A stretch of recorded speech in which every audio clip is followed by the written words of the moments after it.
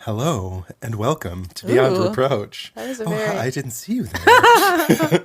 This is Tux Lurzel. Stephanie Domingo. I'm sorry for popping out of the shadows like I did. Oh. So we be drinking. We've been drinking. Yes. We be swearing. For those of you who don't know, Beyond Reproach is the show about scandals and scandalousness in American politics and government. Today, we are drinking White Russians. Sure are. Oddly enough, both of our stories today are from the 1970s. Yes. This is another one of those things where this was not planned, but it Not just at all. worked out that way, that we're both doing stories from the 70s.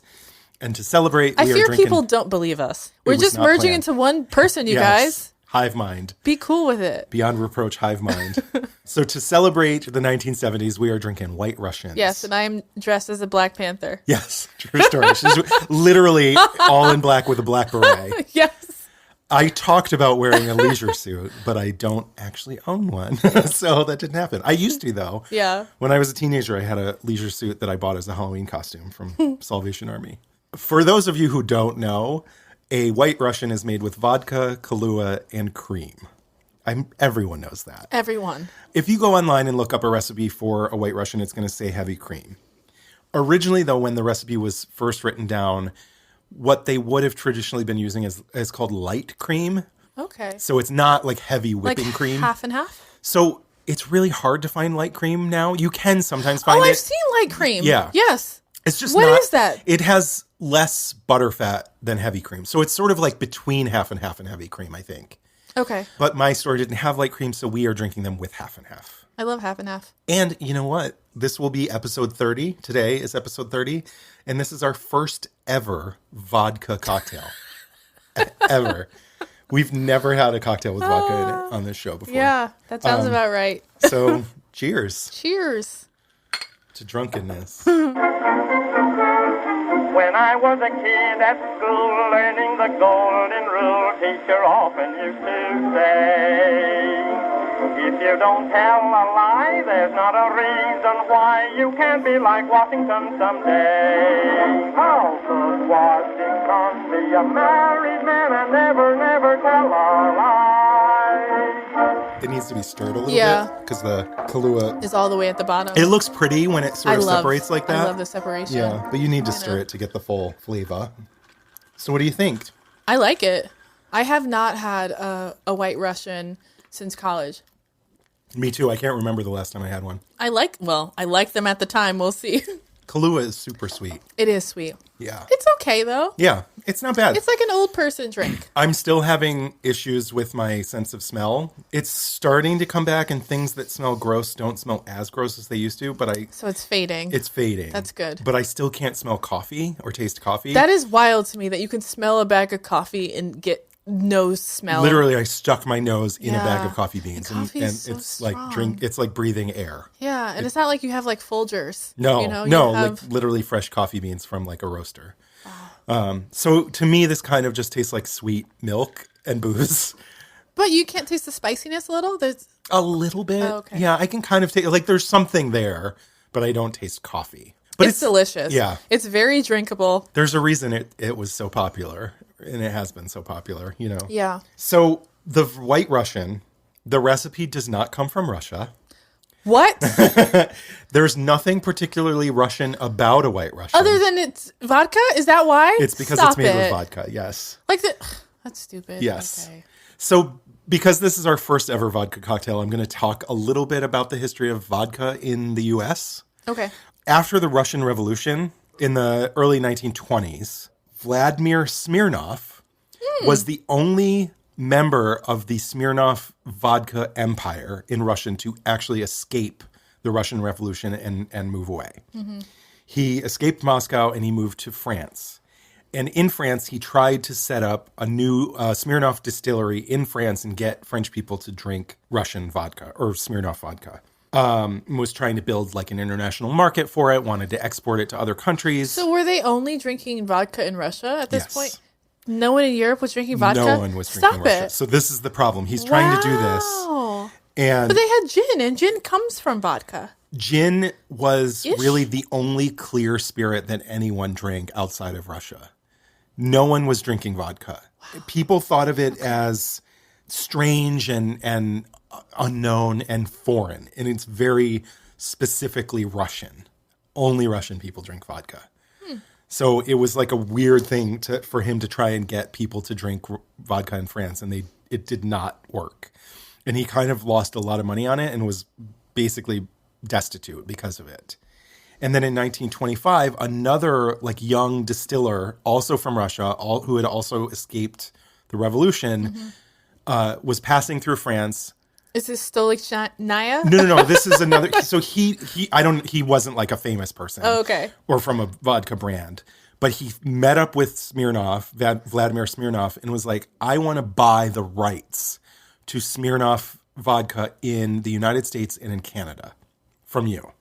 And he's like, well, it's prohibition, so you can't really distribute it in the U.S. anyways. And I'm not making any money, and I'm fucking poor as shit. So sure, you can buy these rights.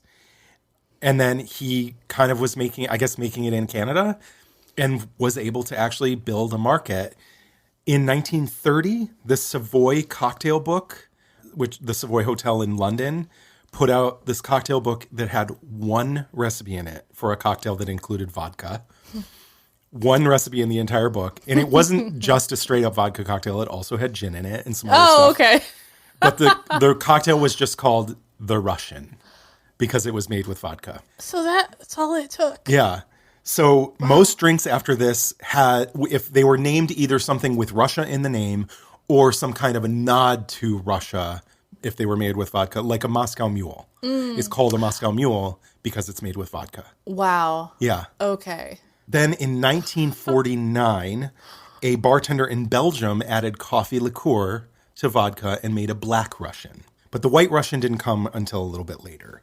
By the 1950s, vodka was finally starting to take off in the U.S.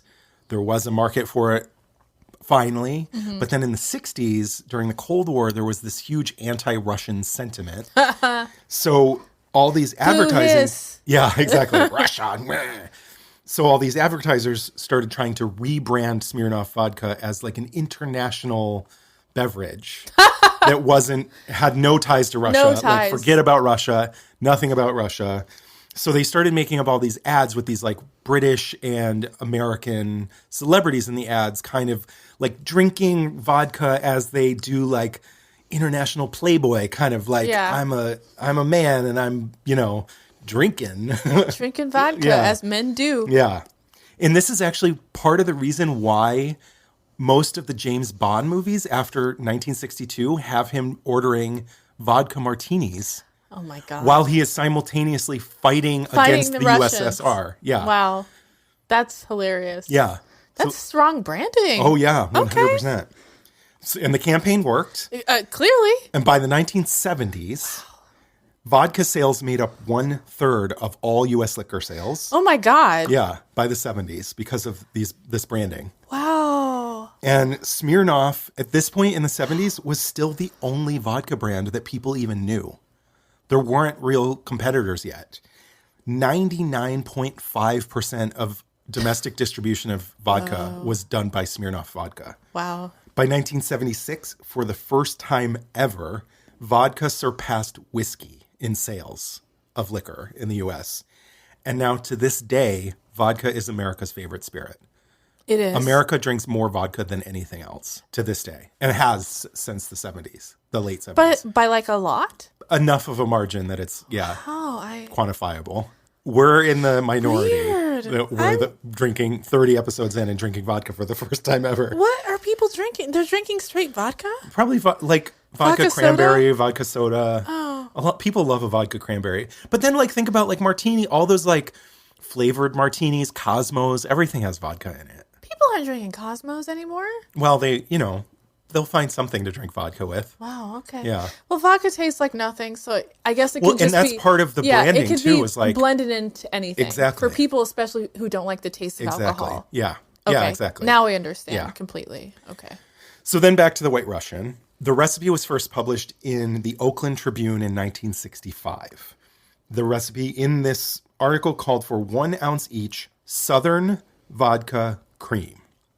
So Southern at the time referred to, it was called Coffee Southern, which was, at the time, was a popular brand of coffee liqueur that was made by Southern Comfort. It's no longer around. It's gone out of business. But Southern Comfort used to make a coffee liqueur, and they published, for the first time ever, the recipe for the White Russian. It's not clear if Southern Comfort's marketing team actually came up with the White Russian, or if people had already been adding cream to Black Russians for a long time and they were just the first ones to publish it. Mm-hmm. But either way, it took a couple years. This was published in 1965. It didn't really take off until the 70s, but in the 70s, people fucking loved a White Russian. Wow. Everyone was drinking them because they're strong. They are strong. The recipe is really easy to remember because it's equal parts cream, vodka, Kahlua. Oh, it's equal parts. Yeah. Oh, okay. Yeah. It's easy to remember. Anyone can make It's easy to make. Yeah. It's easy to drink. Yeah. It's sweet. It's creamy. Damn. Yeah. Okay. So people in the 70s were all about a White Russian. After the 70s, the popularity kind of started to wane. And by the 90s, no one was really drinking them anymore. Yeah. Until the Big Lebowski came out in 1998. Yes. And completely revived the White Russian. Nobody would be drinking them right now if it weren't for the dude. Yeah. In drinking all those White Russians in the Big Lebowski. But yeah, that's the story of the White Russian. That is really interesting. Has absolutely nothing to do with Russia. I'm shook. Yeah. Gooped. Who knew? Who knew? I bought into the branding. Yeah, I just exactly. assumed. Yeah. They got me.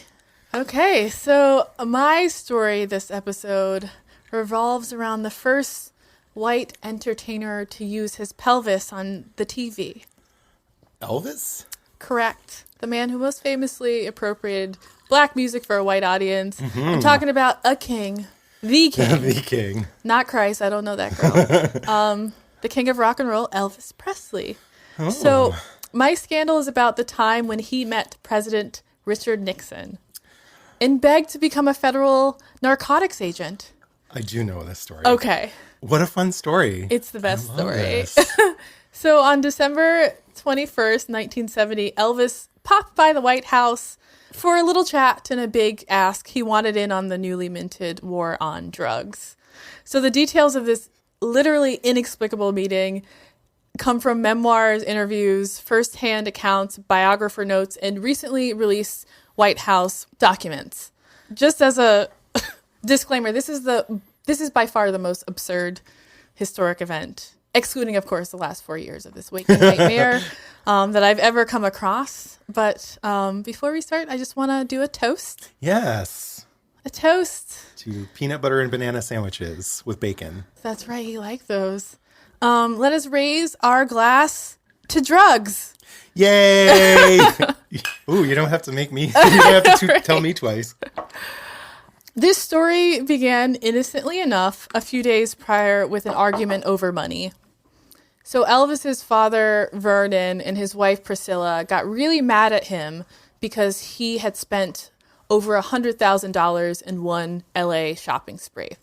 Oh, my. Yes, he bought 32 guns and 10 Mercedes-Benzes. 32 guns? Correct. 32 guns and 10 Benzes. What do you need 10 cars for in one fell swoop? You give them away as gifts, don't you Really? know? Yeah. He was annoyed that his father and his wife were kind of getting on his back for this amount of money that he thought was kind of like chump change. Yeah. So he bounces. He leaves Graceland. He's rocking a wild purple velvet suit, carrying a few of the guns that he just bought. He drove to the airport and caught the next available flight, just on a whim. With all those guns? Correct. He only grabbed a few of them, but yes. Yeah. Oh, the 70s. Right? What a wild time to be alive. So Holy shit. He jumps on the next available flight. It just so happened to be to D.C. Okay. On a whim because, drugs. When I'm mad at my husband, I will leave the house and go take a walk. Wait, I'm not going to fly to D.C. You don't go to JFK and you don't grab your guns and go. I mean, I guess I don't have $100,000 to just throw away on cars and shit, so. So Priscilla, she wrote in her memoirs, this is a quote, "We were mystified. For the first time, he was traveling alone without even one bodyguard. Elvis didn't even know his own phone number, nor did he carry cash. How was he going to get around?" Oh my God. Right? Yeah, not having cash on you No, back then was like, yes. nobody took credit cards. Exactly. Like, yeah. Exactly. This whole story is insane. So despite all of this, he still hopped a flight to D.C. and he checked into the Hotel Washington under the name John Burroughs. I don't know what money he had. I don't know how he bought this flight. I don't know how he got a hotel room. I'm guessing because he's Elvis. Yeah, I'm sure that. Yeah. I'm sure that if Elvis walked up to your front desk and was like, "I'm John Burroughs," they'd be like, "Okay, Elvis." Here's Yeah, I know, right? Exactly. Oh, but he didn't stay in D.C. long. So there are a few slightly different theories on why he abruptly left D.C., all of which kind of paint the same picture. According to the Smithsonian, he just got bored. He got to D.C., he didn't have any of his homies around. He's just like, what do I do here? What do you do in D.C. if you're not... Politics? Yeah. If you're not a politician. Yeah. What do you do as Elvis in a crushed velvet suit in just a random hotel by yourself? Yeah. With no money? Drugs. There you go. You be knowing. So the Washington Post said that he had developed an itchy facial rash. So he wanted to find a doctor. Okay. In L.A. In L.A.? Okay. As one does. Where was... Oh, Tennessee? Yeah, he was in Memphis, then he went to D.C., and now he's going to L.A. Okay. Because he needed to find a doctor. Sure. Don't you know? Mm-hmm. That's where all the doctors live. Absolutely. They don't have doctors in D.C. They don't. Just politicians. It's a little known fact they don't. According to Politico, and I think all of these stories are kind of true. According to Politico, Elvis just wanted to like hang out with his West Coast friends. Like he had got to D.C., he was all alone. He wanted to like go scoop up his homies. That makes sense. Yeah. Yeah. So he flew to L.A. to pick up his longtime friend, a man named Jerry Skilling. So this dude arrives at LAX at 3 a.m. Again, I don't know how he was called. There's no cell phones, but somehow word has gotten to him, and he picks Elvis up at 3 a.m. and takes him back to his mansion because he had a mansion in L.A. Okay, good for him. Right? Yeah, Good sure. for, yeah. you know. He made a lot of movies, so I'm sure he would have had to have had. No, he would have needed like a home base. Oh, in I LA. see what you mean. Yeah. Okay. He was very active in filmmaking in the 60s and 70s. I did not know that. Yeah. They're terrible. I've seen a few of them. They're really, it's all like teeny bopper bullshit. Like it's. Are there good movies that were made in the 60s? There are some, not a lot, but there are some. Name one. Guess Who's Coming to Dinner? Okay, that is a good movie. Yeah. Okay. I thought I could stump you. Clearly, I don't know who you are. Shame on me. Yeah. You could probably name 10 movies. Yeah. So he's in LA. So the two men, they hung out for a night, and then they packed up some guns, some more guns, and they caught a red eye back to DC. I'm shook that Elvis was all about those guns. I had it's no coming. idea. It's coming. I'm gonna dive into that next, actually. Okay. So flying back to DC, they just so happened to be on the same flight as Senator George Murphy, who was a California senator at the time, who previously was like an actor. Okay. But he acted in like shitty movies and musicals. Okay. So the two of them on this red-eye flight, they kind of hit it off. They're talking about politics. Some people speculate that it was Murphy that inspired what came next. Okay. I don't really think so, but a bit of background on late-stage Elvis. My guy was obsessed with guns. I had no idea. Obsessed with guns and collecting police badges. Really? Okay. He was 7 years old, you guys. Yeah. So he was made an honorary police officer of dozens of police departments across the nation. Really? He made friends with cops everywhere he went because he was always donating to police associations and also just donating to police departments. Yeah. So his passion went even further because he bought a police scanner, a radio, and a flashing blue light. Oh, no. So he started patrolling the streets of Memphis. What? Occasionally pulling over speeding cars. He'd give them a lecture, an autograph, and then he'd drive off. And they'd all be so fucking confused. Like, Elvis just pulled me over. Yes. What's happening? Yes. Is this real life? Because drugs. Okay. Yeah. So he became fixated on getting a federal badge, one that certified him as an agent of the Federal Bureau of Narcotics and Dangerous Drugs, which was the precursor to the DEA. Okay. This narc bag, wow, this narc badge to him was like a symbol of like ultimate power. Yeah. According to Priscilla, she wrote this in her memoirs. He believed he could legally enter any country, both wearing guns and carrying any drugs he wished. If he had a badge, he's like, it's cool. I'm a DEA Yeah, agent. look at this. Or whatever. I got it. Yeah. Yeah. BNDD. Yeah. So he thought if he was what was it called again? It wasn't the DEA, but The Bureau of Narcotics and Dangerous Drugs. Okay. So if he had a badge, BNDD, yes. then he could just have drugs on him. Correct. At any time. He's Correct. like, it's cool. In any country in the world. Yeah. Like, I got this. Like, I'm on the job. I'm a federal agent. Don't worry about it. Exactly. Exactly. Okay. So getting this BNDD badge would combine two of Elvis's favorite hobbies.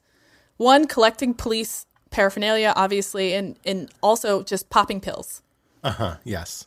So he used opiates, codeine, as well as quaaludes. He also dabbled in antihistamines. Really? Which I thought, they do make you feel a little woozy. But not in a fun way. Apparently to him. Okay. But I think when you mix all of them together, Sure. it can be Okay. really fun, Yeah. I think. So, yeah, antihistamines, tranquilizers like Valium, barbiturates, sleeping pills, hormones, and laxatives. These were all things that he were just mixing together. And Weird. I know he had a lot of like digestive problems, so I don't know if the laxatives were like for fun. But still. yeah. The hormones, whatever. Yeah. You do you, Elvis. Yeah. I guess like testosterone makes Yeah. you feel a certain Yeah. I don't fucking know. He was doing an experiment on himself, Sure, it seems yeah. like. So while flying cross country, he had gotten himself pretty worked up talking to Senator Murphy about what he saw was the moral decline of America. Oh, Jesus. He was on a mission, don't you know, to Elvis. save the country from the scourge he saw sweeping it. Can you guess what this scourge was? Oh, God. Drugs? I mean, yes and no. It's the usual. It's the left. Yeah. Hippies. Okay. Yeah. Okay. Okay. He was talking about hippies, Students for a Democratic Society, the SDS, and of course, the Black Panther Party, because he loves guns, but not for black people. He would later include the Beatles on the list. He fucking hated the Beatles. I'm gonna get into this later. He had like a hate boner for them for sure. Weird. Okay. So Murphy, just hearing Elvis's passion about, this scourge, he offered to make an appointment for Elvis with the BNDD. Wow. He's like, I'll get you in. Like, it's cool. It's cool. But Elvis was like, nah, man, I got this. I'm going to do this myself. So he took out a pen and he scribbled a letter to Nixon. I mean, he's Elvis. Yeah. And I say scribbled literally because he asked for American Airlines stationery. That's where this letter was written on. I kid you not, on 5 pages of 5 pages? It's little, Yeah. It's like Oh, it's the, like the little notepad. notepads. Yeah, Yeah, okay, it's okay. a little notepad. Okay. So he got what he had been feeling off his spirit. He wanted to be made a federal agent so he could do what he did best. Going undercover. Because he's Elvis. Nobody knows who he is. Don't look at me like that, Tux. Oh, my God. Drugs, man, drugs. So his letter was written like one big drug-fueled stream of consciousness. There are no paragraph breaks. There's the weirdest, most confusing capitalizations. Like, it's almost tweet-like. Yeah. Wow. It's so bizarre. It looks like it was written by a child. I love this story. This story is really fun. I have never smiled for this long of a period of Your time. face is going to hurt. I was so happy when I found this story. This is incredible. Right? Oh, my God. So I'm going to read the letter in full just because it's short. Yeah, Even though okay. it was 5 pages, Yeah, it's it's really little short. pages. And it's like, shit is insane. So it starts... Actually, I'm going to have a sip. I was just going to say, I'm gonna you need to have to take say. a drink. Yeah. Loosen those jaw gums. Okay. It starts, Dear Mr. President, first I would like to introduce myself. I am Elvis Presley. And I admire you and have great respect for your office. Have great respect, all capitalized. Okay. It really is like a tweet. Yes. I talked to Vice President Agnew in Palm Springs a week ago and expressed my concern for our country. The drug culture, all capitalized. The hippie elements, all capitalized. The SDS, Black Panthers, etc., do not consider me as their enemy, or as they call it, the establishment. The establishment, capitalized. Uh-huh. I call it America, and I love it. Love is capitalized. Sir, I can and will be of any service is capitalized, that I can to help the country out. I have no concerns or motives other than helping the country out. So I wish not to be given a title or an appointed position. I can and will do more good if I were made a federal agent at large, all capitalized. And I will help out by doing it my way, through my communications with people of all ages. First and foremost is capitalized. I am an entertainer, but all I need is the federal is capitalized, credentials.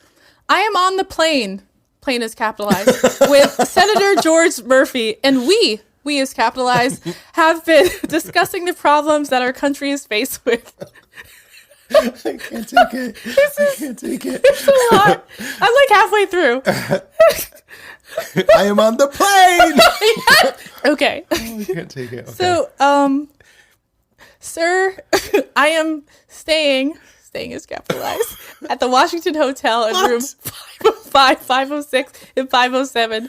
I have two men who work with me by the name of Jerry Skilling and Sonny West. I am registered under the name John Burroughs. I will be here for as long as it takes to get the credentials of a federal agent, both capitalized. I have done an in-depth study of drug abuse. Drug abuse is capitalized. By abusing drugs. And communist brainwashing techniques, all capitalized. And I am right in the middle of the whole thing, where I can and will do the most good. I am glad is capitalized, to help, just so long as it is kept very private. Private is capitalized. You can have your staff or whomever call me anytime, today, tonight, or tomorrow. Tomorrow is capitalized. I was just nominated the coming year for... Shit. Okay. I was nominated the coming year one of America's 10 most outstanding young men. America's 10 most capitalized. That will be January 18th in my hometown, 2 words, both capitalized, of Memphis, Tennessee. I am sending you the short autobiography about myself so you can better understand this approach. I would love to meet you, just to say hello if you're not too busy. Respectfully, Elvis Presley. P.S.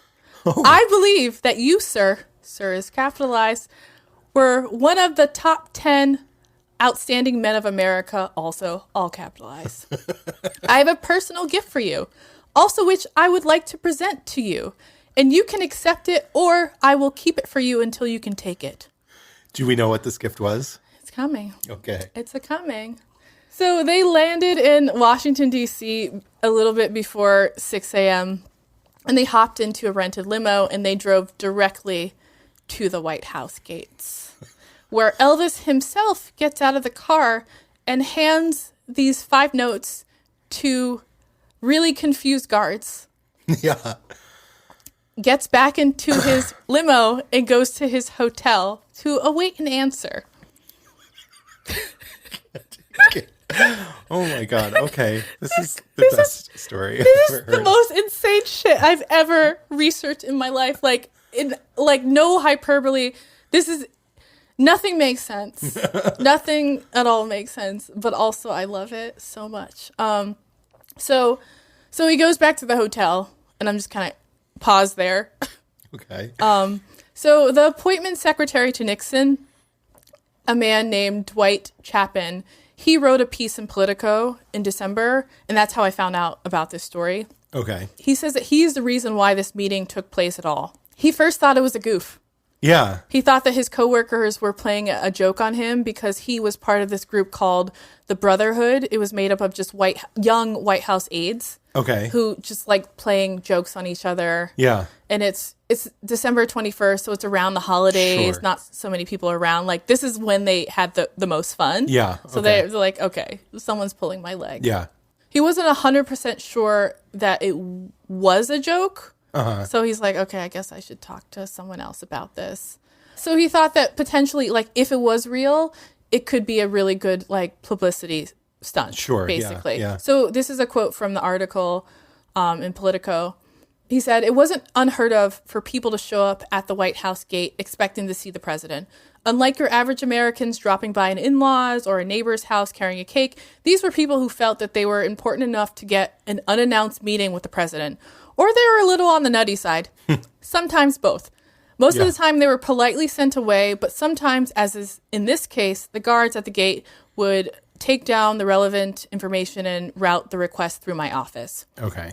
So he was like the Nixon, secretary. Sure, yeah. So from there, he looped in a man named Bud Krogh.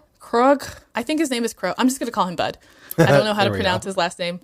So he was working on a White House program that was trying to get celebrities to publicly denounce drugs and like become part of like a marketing campaign. Sure. Sort of like proto, just say no. Exactly. Yeah. Exactly. So Bud was the head of this program, and he just so happened to be a huge Elvis fan. So just hearing about it, he's like, fuck yes. Yeah, yeah. Like, sight unseen. He's like, we're doing this. We need this. Yeah. So according to him, he said, like, Chapman and I figured out we ought to make this appointment because one of these guys is the president of the United States, and the other one is the king of the Western world. Oh, dear. Okay. Yeah. So Chapman, he drafted a memo to the White House chief of staff, a man named H.R. Haldeman.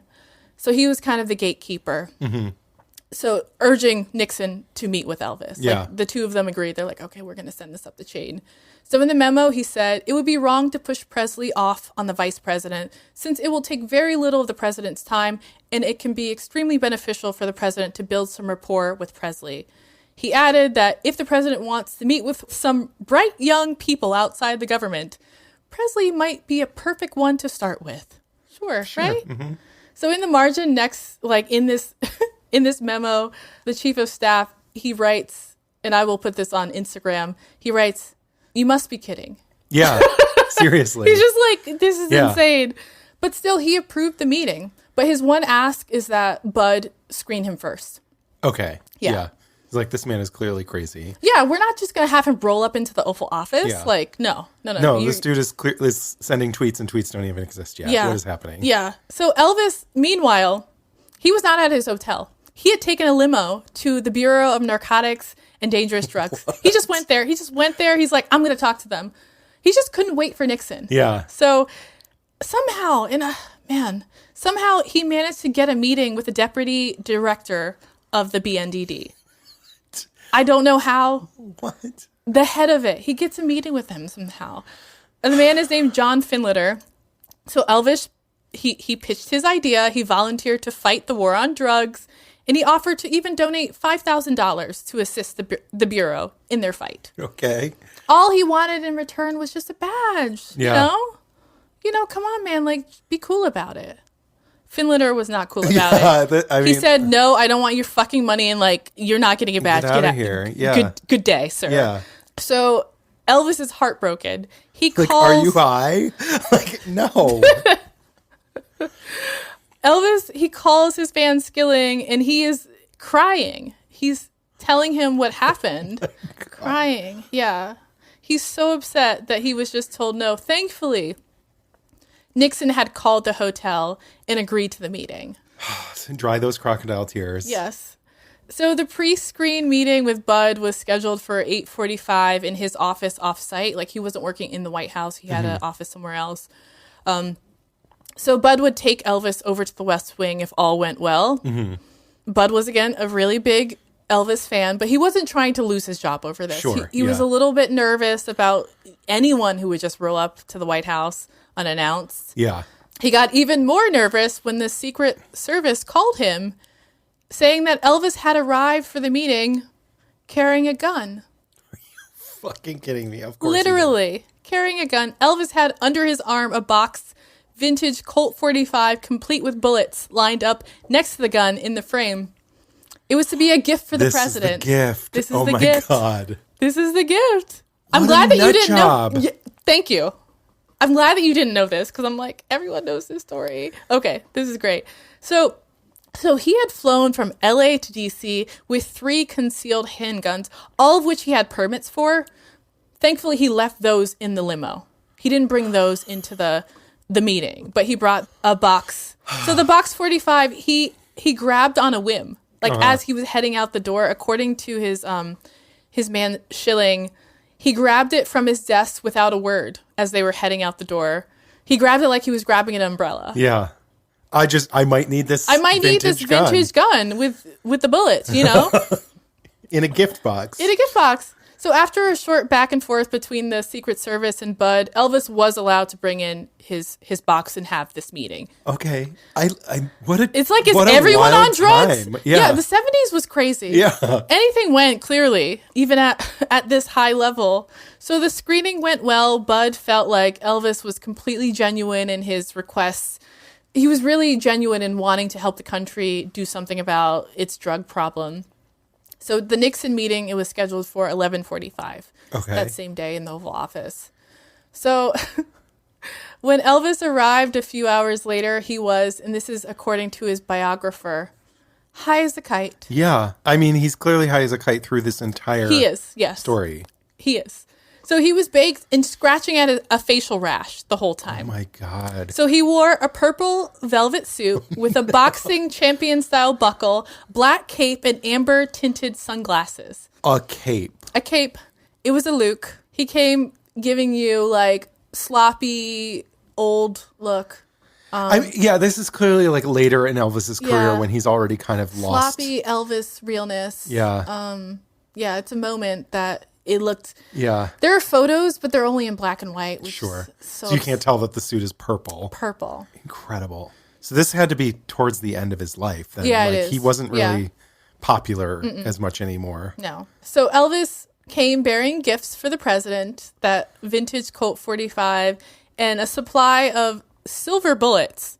I'm like... Is he going to kill vampire? Werewolves, yeah. I'm like, but I think it's because it's like a commemorative item that it's like decorative. Yeah, so usually when visitors arrive to see the president, like an aide brings them into the Roosevelt room, and then they have to wait until the president is ready for them. The king was just escorted straight in. Ooh. Yeah, by Bud. Well, he is a king, after all. It's true. It's true. He's royalty. When Elvis entered... Schilling would later describe that with his swollen, reddened face and his black cape, the king looked like Dracula. Yeah. I mean, literally, he must look like a lunatic. He's in sunglasses. He's scratching his swollen red face. Yeah. He shows up with a gun gift. Yeah. It's such a wild, like, surreal picture of a meeting. I feel like this is like the meeting between Trump and Kanye West. A lot of people compared that. Really? Yes, a lot of, yes. So Elvis is in the Oval Office. He arrives, and within 30 seconds, like, he's kind of starstruck. Like, he can't say anything. He's kind of being shy and, like, weird, according to Bud, who's taking the records. So this is a quote from Bud. The president walked over and started a conversation. Immediately, Elvis whipped out his collection of police badges and showed them to Nixon. Then he displayed snapshots of his wife and daughter. It like became like a show and tell. Sure. Kind of vibe. Unfortunately, we don't have audio of this, which is so upsetting because Nixon hadn't installed his like spy system yet. Yeah. So all we have is Bud's notes from the meeting. He kind of writes in like a kind of bland bureaucratic style. But some of it is just, it is surreal. So this is another quote. Presley indicated that he had been playing in Las Vegas and that the president indicated that he was aware how difficult it is to perform in Las Vegas. So they're doing this like small... The president knows all about that. Right? I'm like... Oh yeah, I've played... Right? I played Vegas. So fucking weird. It's like maybe he's just feeding off his high energy. Yeah, I'm like, sure. He's just like, oh, sure. Yeah, totally. Yeah. So soon Elvis started ranting to Nixon in a drug-fueled tirade on the evil of drugs, which is really fun. The evil of drugs, communist propaganda, and the Beatles, who according to him were really anti-American. Okay. Mm-hmm. This is a quote. The Beatles had been a real force for anti-American spirit. The Beatles came to this country, made their money, and then returned to England, where they promoted an anti-American theme. He would later say that the Beatles laid the groundwork for many of the problems that we're having with young people by their filthy, unkept appearances and suggestive music. It's like, are you looking in the mirror, bitch? Like, seriously, by the 70s, he looked like a mess. He looked like he was dead. Yeah. Like, he looked... And to be... calling out someone else's unkept appearance. He's just pissed because they were popular and he wasn't anymore. Yeah. It's just... They were the new Elvis after his career had dried up because he looked like a fucking lunatic. Madness. So Bud wrote that while the president nodded in agreement, he expressed some surprise at the Beatles comments. He's just like, bitch, what? So it's kind of like the first time that Nixon is like the less paranoid person in the room. Like, he's the voice of reason. Like, this dude's crazy. So the conversation quickly transitioned to just like general complaints about drugs and protest culture. Nixon continued to nod in agreement and said that it was young drug users who were at the forefront of like the protest movement. So Elvis, a 35-year-old current drug user, he, blasted out of his mind on a cocktail of prescription drugs. He assured the president that he was on his side. Yeah. Against, it's fine because they're prescription drugs, so it's legal. Yeah. So they chatted for about 20 minutes. Blasted Elvis kept scratching at his rash and volunteering, to fight in Nixon's war on drugs. Nixon kept nodding, possibly awkwardly, in agreement. Finally, Elvis popped the question, now that we're, pals, bro, can I get one of those badges?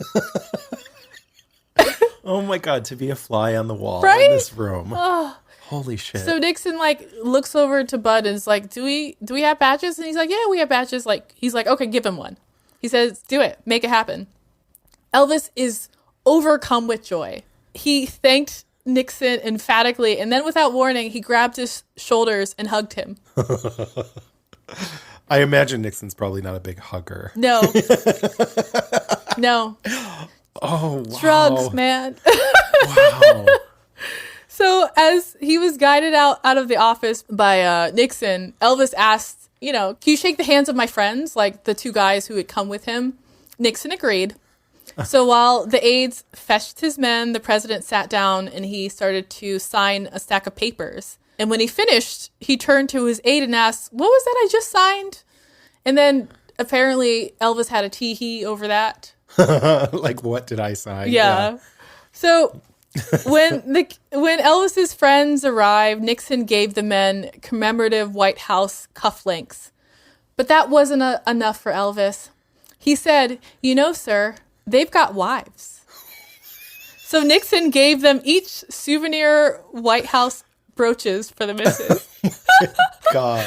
And then the four men, they shook hands and they posed for over 28 pictures that are now 28 pictures that are now the most requested photographs in all of the National Archives. What? By far. These are the pictures that people want to see. That's so weird. Yeah. But also 28 pictures back in the day of film cameras. That's a lot of fucking pictures. Yeah.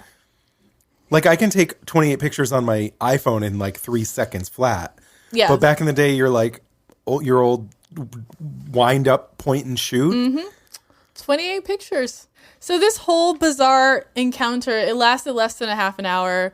At Elvis's request, it was kept secret or private with a capital P. The White House staffers, they didn't really think that this event was worth leaking to the press. There was just so much going on at the time. They're just another crazy thing happened, I guess. Yeah. But 13 months later, the White House chief of staff, the one who wrote, "You must be kidding," he leaked it to the press. Okay.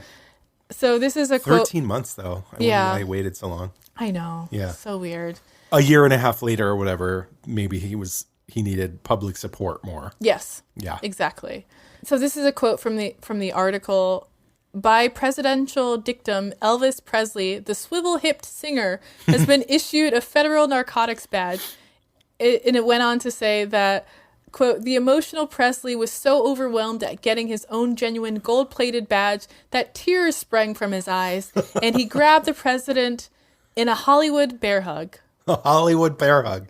You know those famous Hollywood bear hugs? Yeah, I'm like, what does that mean? It's just a bear hug. Yeah. So this story came at the height of the Vietnam War and the start of the presidential campaign. Okay, so no one gave a shit. No one took notice. Yeah. It flew under the radar. And also Elvis was washed up at this exactly. point, too. It was only years later after Nixon's resignation and Elvis's death that the meeting became legendary for its absurdity on almost every level. Yeah. Here was the most famous entertainer in history, zonked out on his mind, coming to the White House to denounce drugs, and still convinced the president to give him a federal narcotics badge. Elvis got what he wanted, a special assistance badge, which is a position that doesn't exist. Yeah. And it's now on display at Graceland. So in a 1990 interview, Nixon recalled Presley's flamboyance in his dress and his shyness, but took major issue with those who criticized Elvis's drug use. Nixon said without a trace of irony that the drugs he took were prescription and not illegal. Of course. Incredible. The end. The end. That is the wildest fucking story I've ever heard on this show. Holy shit. Oh, it was such a joy to research. I'm just like, what? This is he was incredible. pulling over people in Memphis? What? Can you imagine you get pulled over and it's like, hi, I'm Elvis. I have no authority, but like, hey, don't speed. That's bad. The police there fucking loved him. They let him do whatever he wanted. Of course, because he's giving them money He's and giving shit. them money, Yes. You've shined a new light on Elvis. I like Elvis. I like Elvis's music. Certain songs. I like early Elvis where it's sort of more country, like rockabilly. Oh, yeah. I dig the more rockabilly. Later when it gets like really ballady, I'm not familiar with his music so much. As in, ain't nothing but a hound dog. Yeah, that's earlier stuff that I kind of like. Yeah, but it's definitely it slaps. I get it. I like the rockabilly stuff is fun because it doesn't feel like it's as much of like theft of black culture. Yeah, you know what I mean. He put his own spin on it. Yeah. What a nut job! Holy fuck! Unbelievable. Like every detail in this story is just like my mouth is open. On his face. The rash on his face. Purple suit, sunglasses. He's wearing a belt, cape, black cape, amber sunglasses, wrestling belt, gun, silver bullets. Yep, I love it. I am that emoji with the hands out. Wow, thank you for that. Yeah. Thought it was a good one. I think it's time for more cocktails. Yeah. I'm gonna do some barbiturates and some testosterone and antihistamines. Antihistamines, Yes, and maybe some X-Lax. A smidge of X-Lax. I think X-Lax goes really well with White Russians. I could see that. Yeah. I could see that. Some milk of magnesia instead of half and half. Ew, yuck. Okay, yuck. It's time for a break.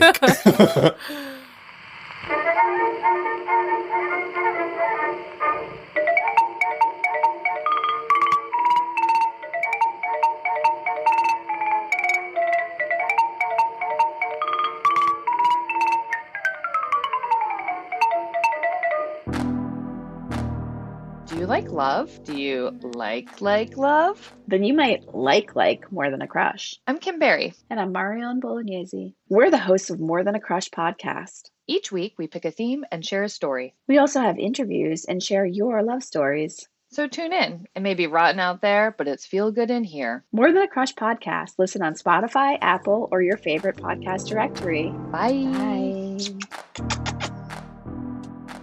Whew, and we're back. Yes. Just listen to some Elvis. We did. Return to Sender. Return to Sender. Yeah, that's like one of my favorite Elvis songs. Definitely not one of the more rockabilly ones, but I like that song. Anyways, my story today is also from the 70s, as we've already said. It is not as fun as that story. I mean, nothing is. Yeah, nothing can compare. My story was absurd and ridiculous on every level. I'm still smiling. That was incredible. I can't believe it. Holy shit. I will be thinking about that story like when I go to bed. As you like, should, yeah. Next week. So today I'm actually talking about Nixon's second vice president, Ford. Stephanie very briefly mentioned Spiro Agnew in her story, but I'm actually talking about Nixon's second VP after he became president. I feel like you've probably heard this or seen this at some point somewhere, but maybe not. We'll see. So in the 1970s, the New York Daily News published a headline that said, "Ford to City, drop dead." Have you seen that? Do you know what I'm talking about? Oh, okay. I have a picture of it. I'll show you. He's telling New York City to drop dead? Yes. Oh, yeah. No. Okay. It was like huge, huge font up at the top of the page. So technically, President Gerald Ford never actually said drop dead to New York City. But the fact remains that during a really dangerous and really scary financial crisis, when New York City was on the verge of bankruptcy and had asked the federal government for help, Ford's response was basically, New York City, I don't know her. Did the Mariah. Yes. Ooh. Cold. Cold-blooded. Yes. So I would like to propose a toast to cutting off your nose to spite your face. Yes. Cheers. I understand why people like this so much in the 70s. It is very easy to drink. It is so drinkable. Yeah. It doesn't taste like there's any alcohol in it. Yeah. And that's why I don't like vodka. Yeah, That's exactly. the danger of vodka. I think the reason vodka wasn't liked that much before was that like gin has a flavor and Yeah. and whiskey has a flavor and rum has a flavor. Yeah. And everyone's like, why would I want to drink something that doesn't have any flavor? Yeah. But then in the 70s, people were like, why would I want to drink something that tastes really strong when I could drink something that tastes like candy and get toasted? It's a drink for people who don't like the taste of alcohol. Yeah. Which I don't understand. Yeah. I really don't. So a lot of the reasons that New York City was having such financial trouble at this point in the first place in the mid 70s go back to Robert Moses, Oh, our nemesis. that man. Yeah. So I know we've kind of talked a little bit about Robert Moses on the show before, just in passing, like, fuck him. There's a lot to say. Yeah. about him. I hope that It's- someday we'll get around to doing a full story about Robert Moses. He is not the focus of my story today at all. Yeah. He just kind of laid the foundation for my story. All you need to know for today, if you don't know who Robert Moses is already, is that he was a very powerful and very influential city planner who basically reshaped New York City from the 1920s through the 1960s. So he did some really, really good things for New York City. He reshaped New York in a lot of ways that benefit us today, but he also did some really, really horrible things to this city because he really only cared about making the city better for the white middle class. He didn't give a shit about anyone else. Yeah. He also had a real hard-on for the idea of the suburbs and basically single-handedly drafted the plans for the bridges and tunnels and highways that made it easier for the white middle class to, easily drive in and out of the city so that they could work in Manhattan and buy homes in Long Island and Westchester and New Jersey or whatever. In doing this, he completely devastated poor black and brown communities throughout the entire city. And he had no problem whatsoever ripping giant holes through well-established but undesirable neighborhoods if they fell in the proposed plan of a highway that he wanted to build. I'm not surprised. Yeah. So he did do some good things for Yeah. the city, but he was a real piece of shit. I like the idea of a grid, but it's Yeah. like I know that there are people who lost a lot of property because Yeah. of the grid. I mean, the grid in Manhattan was already kind of set up before Was it? him. Yeah. Oh, I thought. They had planned the grid system like the grid was going in the 1800s. Yeah. Oh, It was more the highways that he the BQE, the ripped holes through established neighborhoods. did he do the West Side Highway? Yeah. All of the highways. All the highways, All the okay. highways. Yeah. But those were not a part of the grid. They ripped the grid up to Yeah. make room for highways and new bridges and stuff.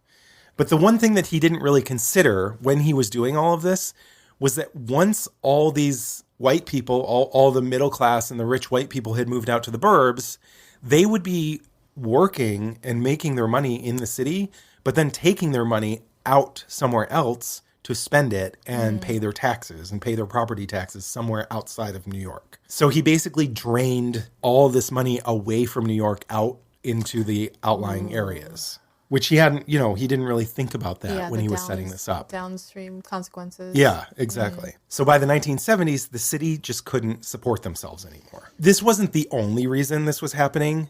It also had a lot to do with the loss of about 1 million manufacturing jobs since 1945, which also have something to do with white flight and Yep. which he helped create. Sure does. But it also at play here were some really bad decision-making on the side of city government. There was really, really terrible accounting practices, bad investments, and just fiscal mismanagement for decades that had kind of screwed the city over. The city had started running on a budget deficit in the 1960s, the early 60s, but thinking this was going to be just sort of like a temporary situation and things were eventually going to get better, they decided at the time that rather than raising taxes or cutting city services or cutting the budget, They were just going to take out some loans to cover operating costs. That's the worst idea. Yeah. Like, let's dig the hole deeper. Yeah. They just thought it was temporary. It's going to get better. Loans from who and at what rates? Bad rates from Wall Street. Yeah. Oh, no, Wall Street bankers. Yeah. Yeah. These weren't government loans? You went to private banks. Wow. So things never got better. And then they had to take out additional loans. The markets will provide. Yeah, exactly. Exactly. But so they didn't. The markets did not provide. They provided loans. Oh, yes. At crazy usury rates. Yes. And so the next year when things just got worse, they're like, oh shit, now we have to take out more loans and then more loans on top of that. And then it got to a point. Okay, I'm sorry. Who is in charge of the budgeting? By the 70s, we were under Mayor Abraham Beam. It started about a decade or more than a decade before him. So I don't know officially who set this up. But this was bad decision making. This was bad fiscal policy. It was fucked up all around. And so as we took out more and more loans, we were paying interest on an ever increasing amount of debt. And it got to the point where we were in a downward spiral. It started slowly at first, but by the time we got to the 1970s, the entire country is in a financial slump in the 70s. Yeah. And New York City was literally in a nosedive. It got to a point where the money that was coming into the city was basically only going to pay off our debt. And we couldn't pay for everyday expenses anymore. God, wow. The roads and infrastructure across the city were crumbling. The subway system was always breaking down. It was dirty. It was dangerous. It was scary. At this point, there was violent crime all over the city in the 70s. The streets were filled with pickpockets and drug dealers. In a single decade, the number of murders had more than doubled in the city. So had car thefts and assaults. And the numbers of rapes and burglaries had more than tripled. From 1965 to 1975, the number of robberies in New York City increased tenfold. People are just so desperate. Yeah, exactly. Yeah. And everything is just falling apart around them. Anyone who could afford to leave did. And then they left behind a whole fuck ton of vacant buildings. I feel like that's what's happening right now. Yeah. Well, I think people will come back once COVID. I think so too, but white flight is never good. Yeah. And it's like, I almost don't want them to come back because it's like, you don't even belong here. I could use cheap if you're rent, so skittish, like move to Iowa. Mm-hmm. If you're so afraid to be around your neighbors, like this is not the city for you. Yeah. But they're just here for we need their tax money. We do need their tax money, and they're only here for the rooftop bars. Yeah, exactly. And when they're closed, it's like... Yeah. So all these vacant buildings started filling up with squatters and junkies. And the thing was, New York before this, even up until the 1950s, New York City had a thriving middle class. It was not just a city for the wealthy. It was a city for the middle class. The Bronx were considered a beacon of the white middle class. Yeah. All the way up until the 1950s. But by the 1970s, people in the city, it was sort of like a running joke in the city that the Bronx is burning. If you said the Bronx is burning, everyone knew what you were talking about. Yeah. And that was because all these vacant buildings were so expensive to keep up that the landlords just started burning down the buildings for insurance money instead. This is New York in the 1970s. This is the New York of the movies, of those like gritty... Lawless. Yeah, totally. And, I mean, a lot of it was exaggerated in the movies, but it really was like that in a lot of ways. This is those like gritty, dark crime dramas of the 70s, like Serpico and Taxi Driver, Dog Day Afternoon. It's a city that was left to its own devices. Yeah. It's kind of like what's happening across the country now that no one's really caring about COVID. Yeah, it's exactly. Just like, everyone, it's figure the Wild it out West. Yourself. Yeah, exactly. So in June of 1975, travelers flying into New York City's airports were met in the terminals by people handing out these little paper pamphlets. And on the pamphlets, on the cover, they featured a picture of a hooded skull. And it says, "Welcome to Fear City, a survival guide for visitors to the city of New York." Oh, that's we'll put this on our Instagram. That's amazing. Yes.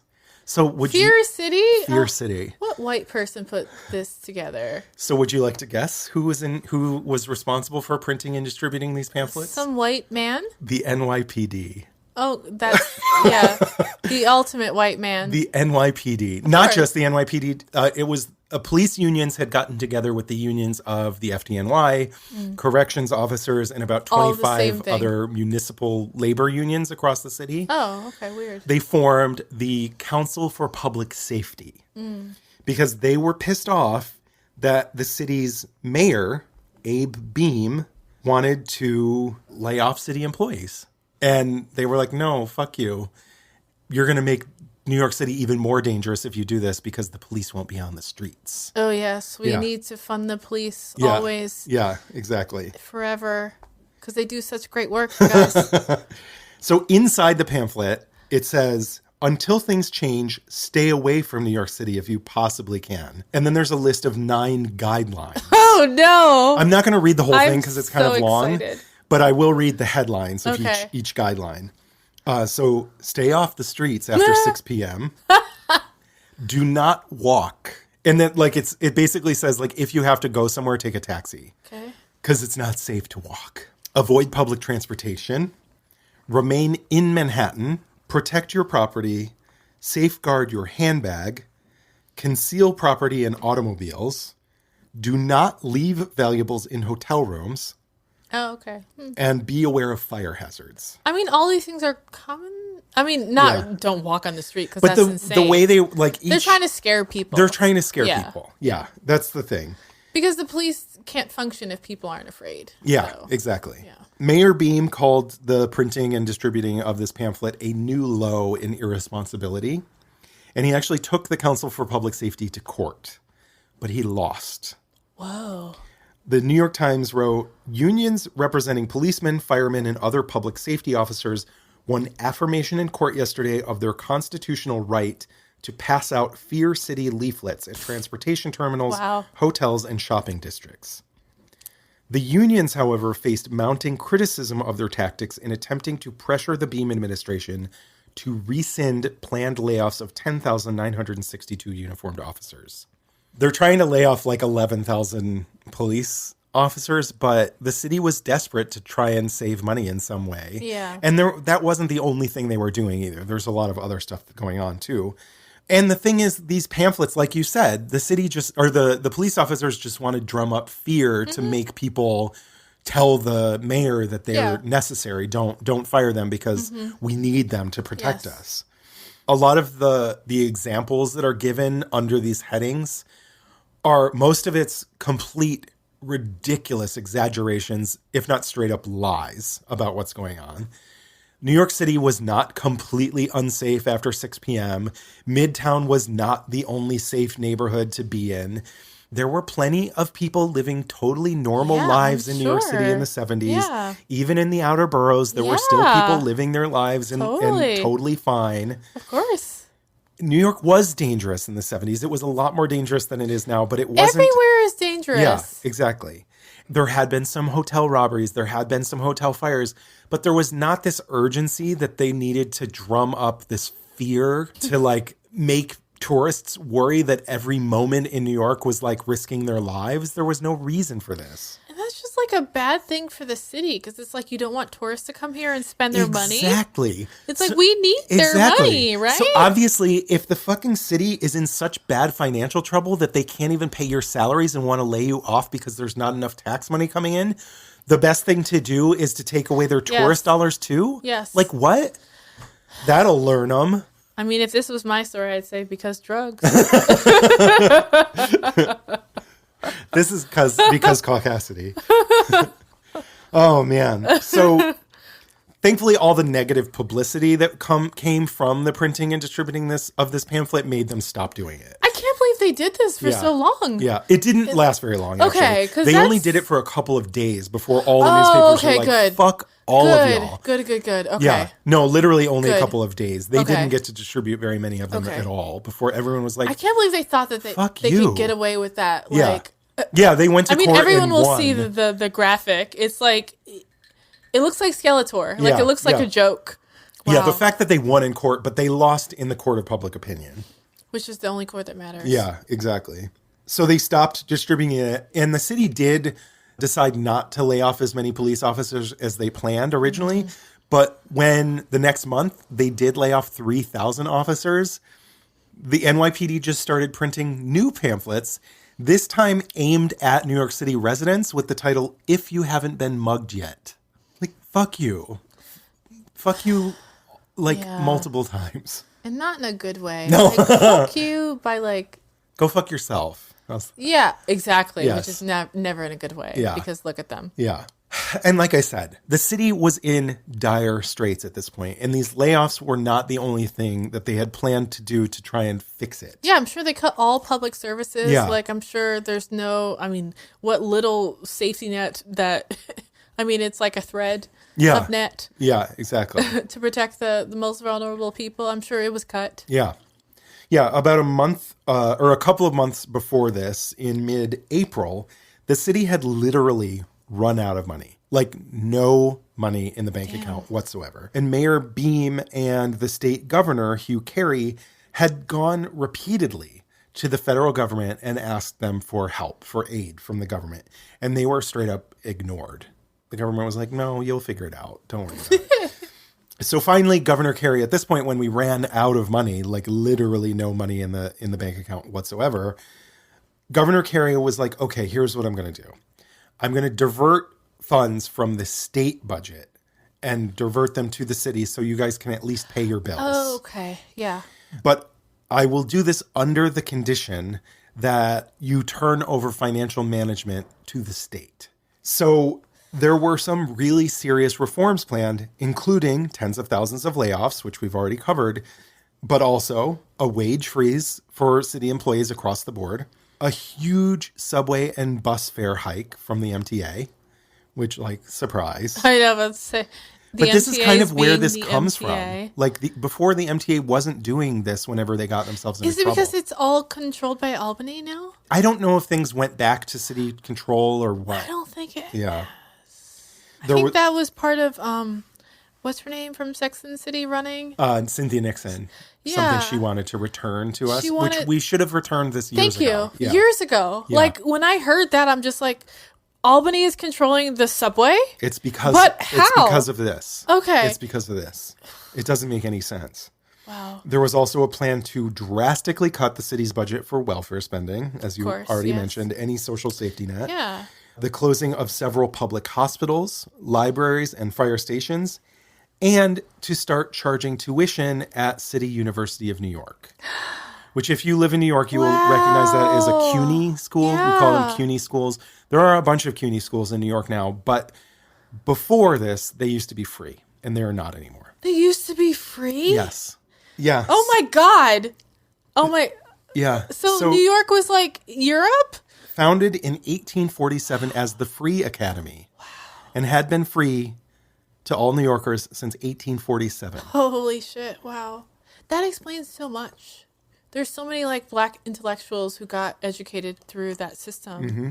Wow. Okay. But so on top of all that, the city, well, and the state at this point, also asked all of New York City's municipal labor unions to put up $2.5 billion of their pension funds and buy city bonds, invest $2.5 billion of their pensions in city bonds so that they could use that money to pay their bills until they had to pay it back.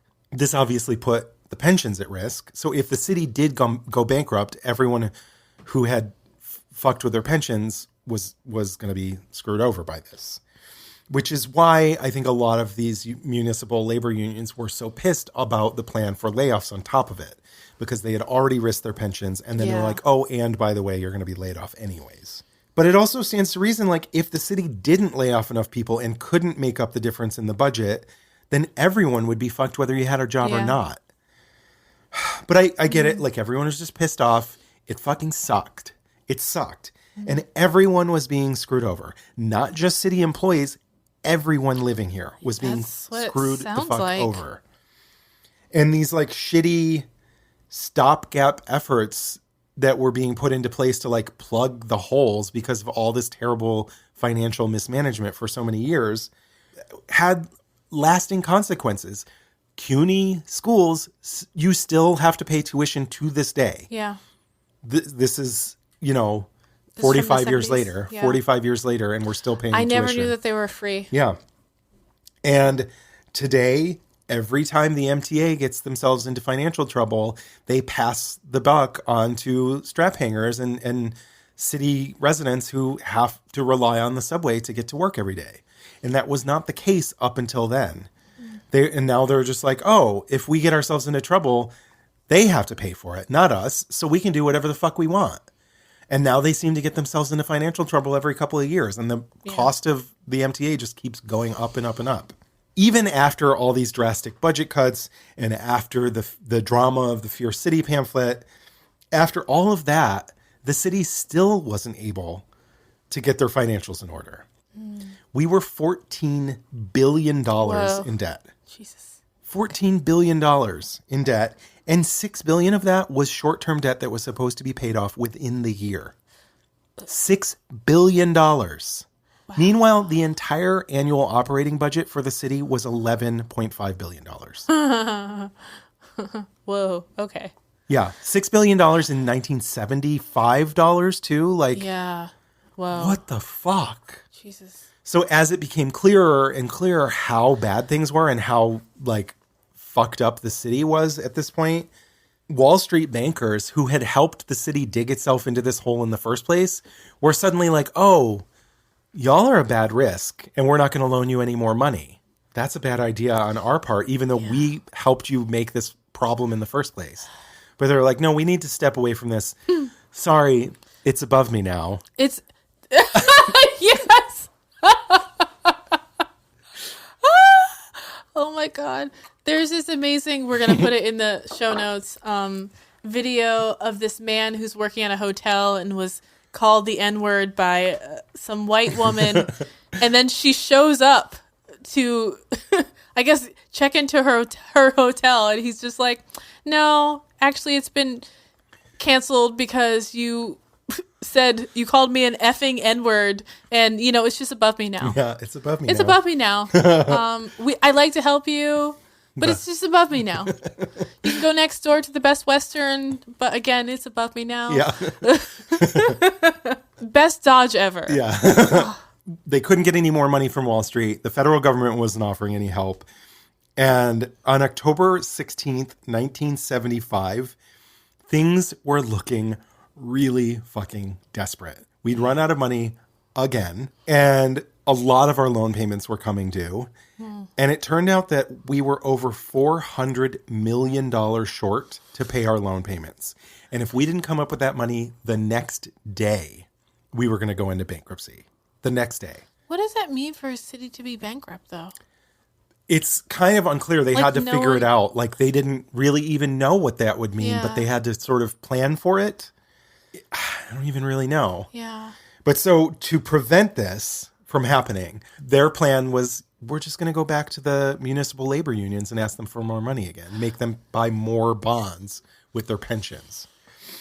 So they went to the teachers union and asked them to put 150. So ask the teachers Yes. who are already making $0. I know. Yeah. Ask the cops who are. I feel like at this point they think that the cops have too much power, so they go to the teachers instead. Oh, okay. So Because they they asked do. the teachers to spend $150 million on city bonds. But the teachers' retirement system was like, look, we've already invested too much in y'all. And it's a fucking terrible idea for us to put all of the pension's eggs into one basket. Yeah. Like, no, we're not going to do it. Ask somebody else. But somehow this was the city's last resort. So Mayor Beam got together with his team not to try and figure out where to get the money from or how to avoid bankruptcy, but instead just to figure out how the bankruptcy was going to play out and how to organize it Okay. when the city had no more money. Okay. So they're like, okay, we need to figure out which city services are absolutely essential. So they're like, okay, hospitals and fire departments have to keep running, but teachers aren't life and death. Literally, that's what teachers are not life and death. Oh, no. And the city ordered the sanitation department to stop issuing payroll checks. In fact, a lot of banks said that they would not cash the checks of city employees if the check wasn't from that bank itself. Wow. So the next morning, the New York Times publishes this headline, "Teachers reject 150 million loan city needs today." So it's the teachers' fault. So many banks at this point owned New York City's debt because they had gone to so many banks to borrow from that people across the country were worried that if the city defaulted on these loans and the city went into bankruptcy, it would bring down at least 100 banks across the country. Wow. So people were freaking the fuck out. At the opening bell, the Dow dropped 10 points. Okay. And hearing about the crisis, Ford said, "I'll monitor the situation," but offered no help whatsoever. His press secretary said, "This is not a natural disaster or an act of God. It is a self-inflicted act by the people who have been running New York City for a long time." Which, he's not wrong. Yeah. He's not wrong. Yeah. However, we're not talking about making an example of a few politicians we don't agree with. We're talking about the lives of millions of people who live in this city. Clearly, he's not familiar with the details of what has been going on. I think he was. Oh, and he fuck. Oh, okay. Governor Carey and Mayor Beam had been going to the government repeatedly to ask for help, and he just kept saying no. So no one was stepping forward. No one was going to help. The banks weren't helping. The federal government wasn't helping. No other labor unions were like, "Sure, take my money." So the city went back to the teachers, and they were like, "Hey, I just want to remind you, just in case you forgot, if we go bankrupt and we don't find this money by 4 p.m., a judge could order thousands of teacher dismissals and undo the raises the teachers just recently negotiated through their union, and a judge could override pension laws and strip retirees of their pension checks." Just in case you forgot. So at the last minute, the teachers union agreed to this deal and gave them $150 million. Wow. And the day was saved. The president of the United Federation of Teachers called it blackmail. Because it was. It was. And the day was saved temporarily. This was not the only loan payments we had to make for the rest of the year. This was a Band-Aid for one day. So the city went back again to the federal government to ask for help. 12 days later, President Gerald Ford stepped up to the podium at the National Press Club and gave a speech.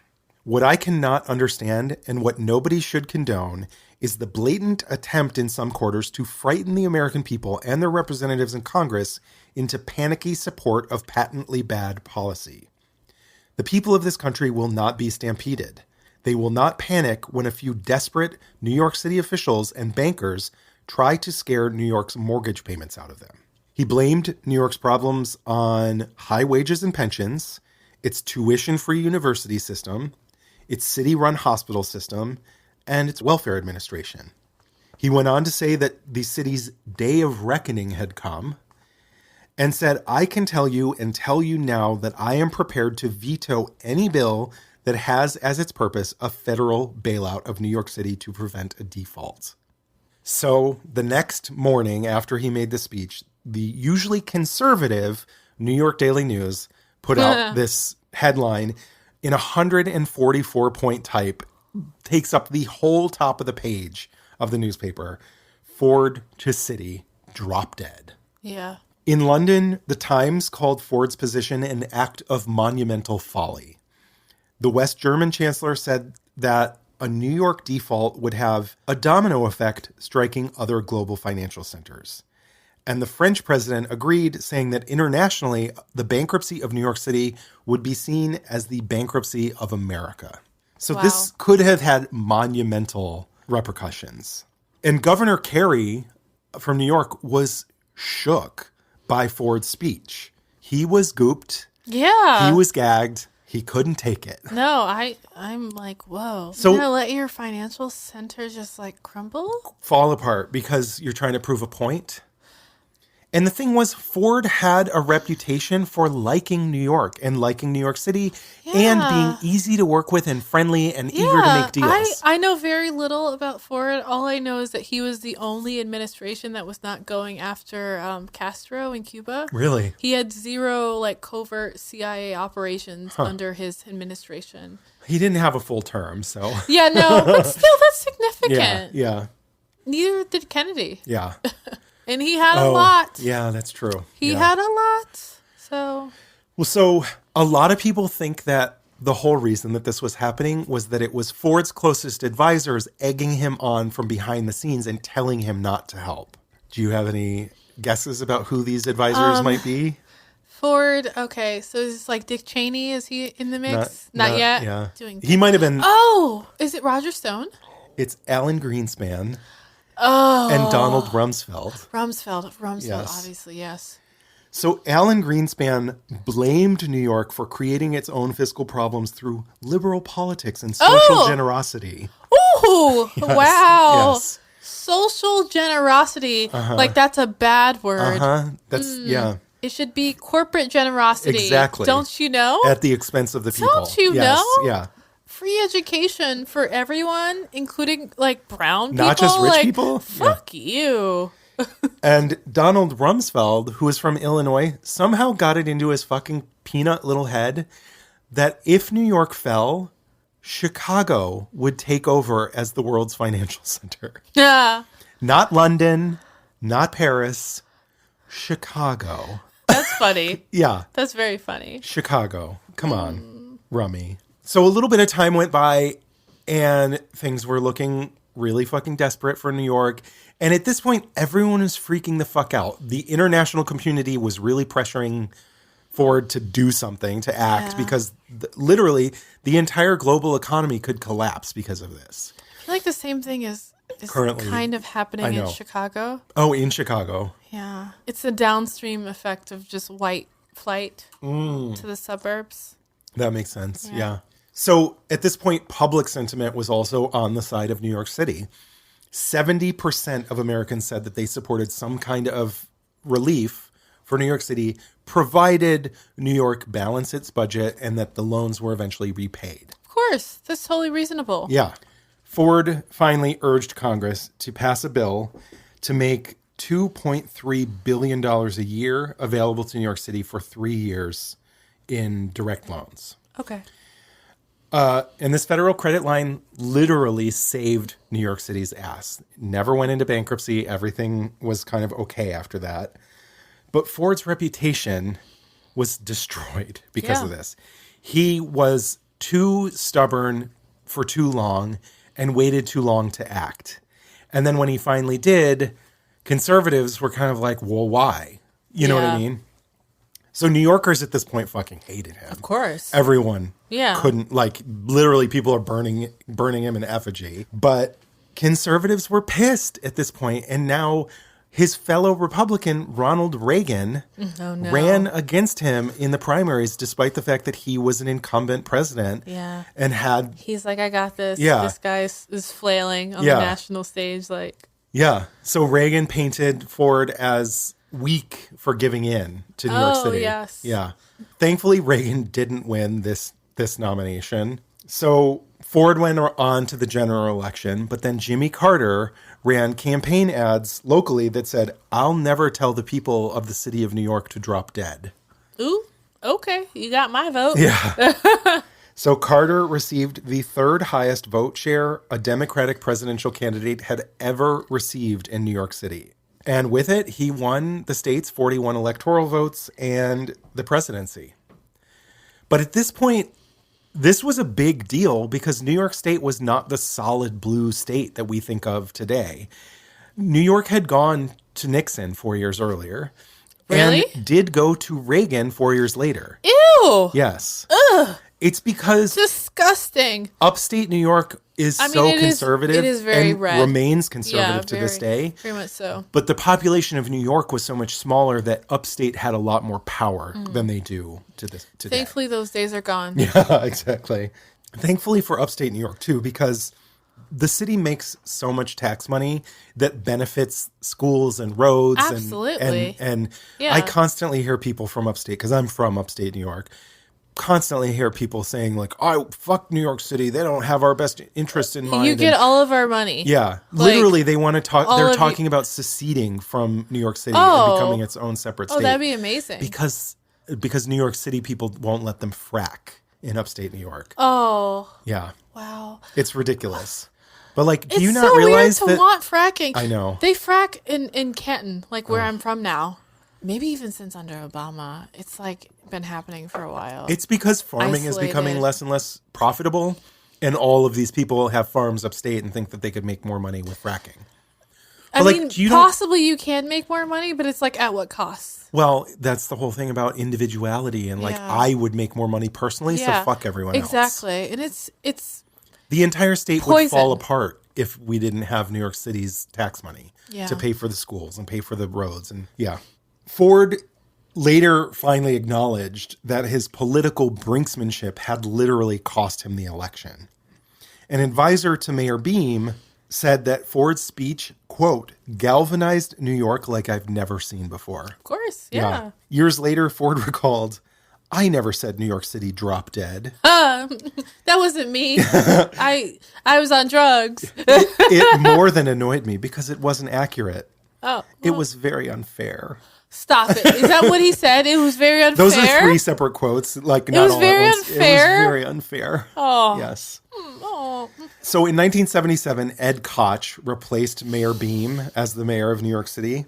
By 78, we had already eliminated our short-term debt, thanks to the federal loans that we were getting. And eventually You said we it was did 3 years? 3 years. 3 years is plenty of time. Yeah, exactly. And eventually the city repaid those federal loans with interest. However, It's a bummer about the colleges, though. well, so this is the thing. Those loans came with even more strings attached Yeah. and more drastic budget They're cuts. like, hey, stop doing things for poor people. Exactly, yeah. Public hospitals, health clinics, and schools were forced to close across the city. Wow. The workforce of New York City shrank by almost 70,000 people. The Board of Education lost so many teachers that they were forced to shorten the length of the school day by 90 minutes. Whoa. Wow. They literally just didn't have enough people in the schools to teach. And true to form, the NYPD was ready to die They're mad. doing their best. Oh my God. Blue lives, you know. Yes. Have you heard about the blackouts in the 70s? Yeah. In 77, in the summer of 77, there was a blackout that sparked rioting and looting across the city. Yeah. And it actually helped reshape Bushwick into the neighborhood that it became in the 80s and 90s. I The, did not know that. Scary, dangerous neighborhood. I mean, Because scary, before- dangerous is just code for non-white people Yeah. around. There was a lot of crime. Knickerbocker Ave used to be called the Well, and people Yeah. would drive from all over the city to go buy drugs. Absolutely, yeah. Yeah. I mean, I'm not saying that crime was not a thing. I'm just Yeah. saying crime is a thing that's everywhere. Yeah. And like crime from black and brown people is you know, the worst type of crime. In the eyes of like Yeah. white people. They're like, oh, from on drug use. high. And it's like if you went to shake down anyone on Wall Street, Oh yeah, there would literally be- yeah. anyone, just Yeah. like have But a this is sting. like violent crime and petty crime on the Yeah. streets. Like businesses People- were constantly yeah. being broken into. Brokers aren't shaking down people Exactly. because they're shaking down this country. Exactly. Yeah. Yeah. Yeah, the crime they're doing is different. It's not It's as not visible. desperation. Exactly. Because yeah. they have money. They don't Yeah. need to do crime. But so when this blackout happened in the summer of 77, 40% of the off-duty force, about 10,000 cops, straight up ignored calls to report for duty to help with the blackout. Yeah. that Because they were like, no, sounds fuck about you. right. You laid us off. Fuck Yeah. I mean, they're not about helping people ever. No. But yeah, that's clear. you. Yeah. In his book, The Assassination of New York, Robert Fitch wrote that municipal workers' wages and pensions never recovered. And he said that the fiscal crisis was actually a great boon to New York's elite class because New York, quote, got rid of the stock exchange tax, halved the personal income tax, Oh my God. and set the real estate tax at a Halved record it? low. Whoa. Yes. And Donald Trump himself got his first major real estate deal from the city's devastation at this point. He was given the equivalent of more than $300 million in tax breaks to redevelop the Commodore Hotel near Grand Central. Which after quickly this. folded. Let me tell you, I saw pictures of what the Commodore Hotel used to look like. Was it beautiful? And it was stunning. Obviously, by the 70s, I'm sure it was run down and needed a rehab. But instead of restoring this beautiful architectural old New York building, he just fucking sheared off all the beauty and covered it in sheets of glass. This shit is so fucking ugly now compared to what it used to look like. Oh, I mean, I know Donald Trump has no fucking taste and no class whatsoever, but also the 70s were a rough time for taste and class. Nobody. 70s was like postmodern. There were places that were doing cute things. Yeah, not the Commodore Hotel and definitely not Donald Trump. Yeah, I mean, obviously. Shocking no one. But so, yeah, these tax cuts were meant to be a temporary way to reinvigorate the private sector and bring in new businesses. And I do get that. I do get like having incentives for new investment. No, I get it too. But these were supposed to be temporary. Yeah, it always should be temporary. It should be like 3 years max. Yeah. Max. But you know this. We all know this. Yeah. Once you give people tax breaks, it's really hard to take them back away. These development strategies were supposed to bring in a bunch of good-paying, high-quality jobs as well, and they failed to do that. Instead, they helped to create the highly unequal city that we live in today. New York is definitely a very different place than it was 45 years ago. Back then, one person could be working and buy a home. Not today. It's nothing like that. It is so expensive here that even rents are so high that even commercial tenants can't hang on anymore. Before COVID, people across the city, businesses across the city, little mom and pops and neighborhood restaurants were closing. Yeah. But now with COVID, I know it's a fucking wasteland out there. I hope they'll come back somehow. It's just going to be Duane Reade and like chain stores after this. Yeah. It's going to be Chipotle and Duane then after Reade. that, it's like people who move to the city for like culture, they're not going to want to be here. Yeah, if it's just like there was not going to be any culture left. Like, the prices are going to come down because so many people have left. Yeah, culture will come back. That's true. I hope. Yeah. If prices come down and regular people or regular lucky people can buy property in the city, maybe. I don't know. It's just, that would be incredible. Right.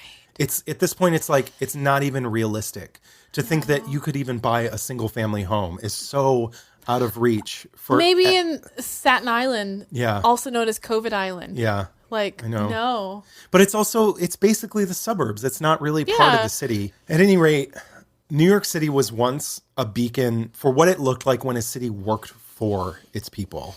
I mean, this white makes people. Me really, we're talking white people. Of course. Let's be clear. But still, it was like different types of white people. It wasn't just rich white people. It was like, if you were white and you didn't have a lot, like you could still have a free education. Yeah, free education. Free education is fucking everything. City-run public hospitals. Wow.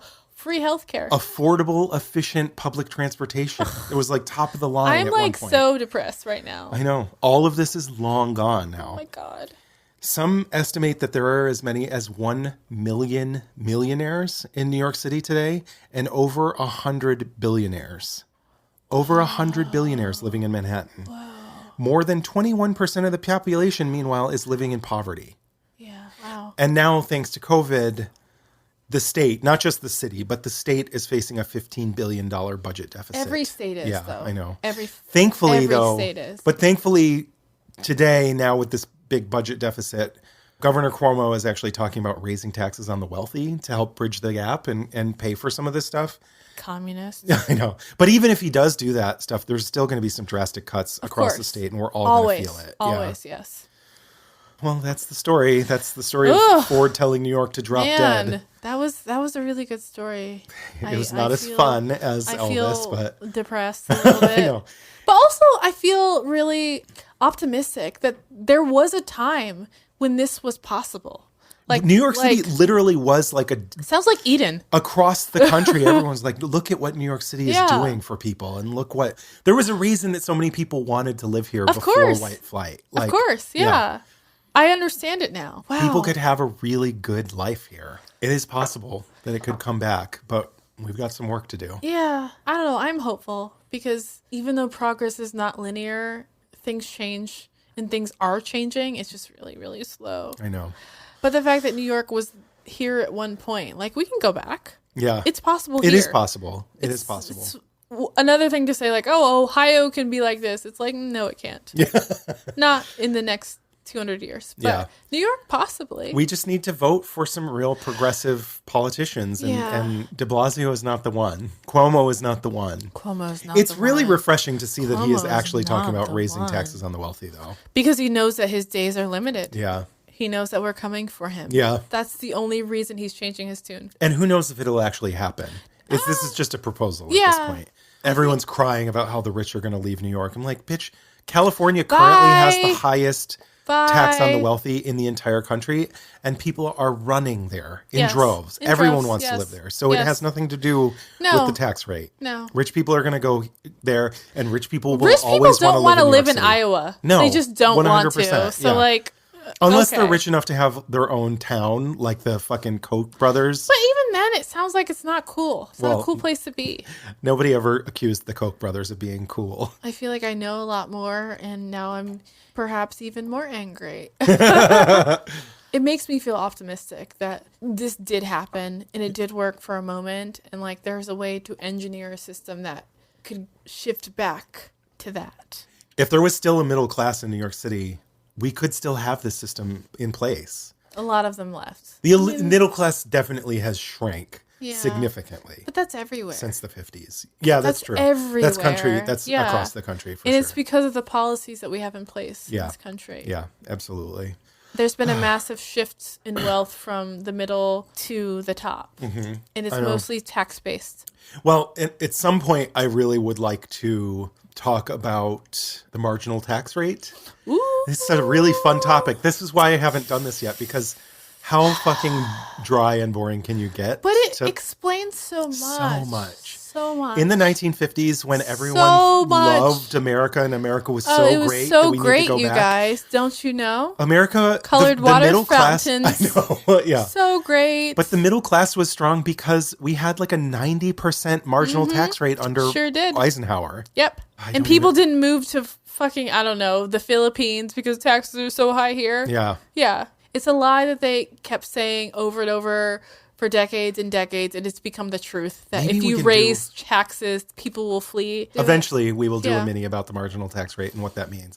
I'm sure a lot of people don't even know what the fuck I'm talking about. It can be summed up in a mini. Yeah, definitely. Yeah. And I think it would be so important for the people who don't know. My drink is empty. I mean, yeah, basically. Look at that. That's the sound of vodka pouring down your throat. That's the sound of a tasteless vodka. It just tastes like candy. It's an old person type of. I love an old person course you flavor. do. Of course. Give me all the maple walnut, all Tux the butter is pecan. like, can I get some? Anything that tastes like butter. Yeah. Oh, give it to me. Sweet butter, pound cake, shortbread cookies, butter toffee. Ooh. Oh yeah, yuck. I want all of it. Okay. I do like pound cake. Yeah. So my drink is empty. Your drink is empty. So I guess we're done. America's history is juicy. We just add vodka and Kahlua and a bit of heavy cream and or half and half or a light cream if you fancy. Oh, I saw all kinds of articles about how you could add almond milk. Or Oh oat no! milk. Ew! Ew! If you want your Tim, strike that from the record. I am not a no.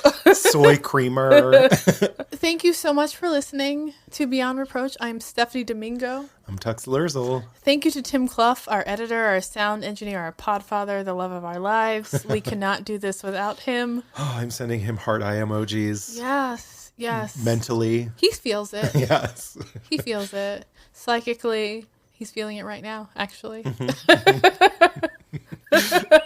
Bye, guys. Thanks, vodka. Bye.